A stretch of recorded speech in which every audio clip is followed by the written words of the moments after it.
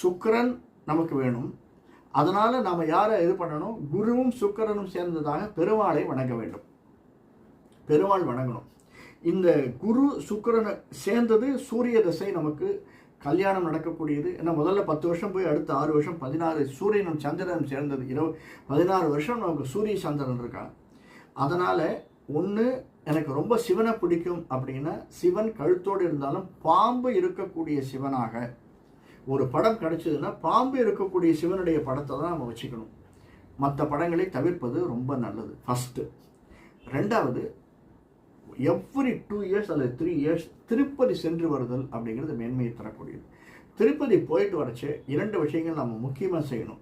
திருப்பதியில் நம்ம சாமியை தரிசனம் பண்ணிவிட்டு சுவாமி தரிசனம் முடிஞ்சதுக்கப்புறமா சுற்றி வருவோம். சுற்றி வந்து உண்டியல்கிட்ட காசு போடுவோம். 2 ரூபாயிலேருந்து 200 ரூபாயிலேருந்து 2000 ரூபா வரைக்கும் 2 லட்சம் 2 கோடி போடுறோம்.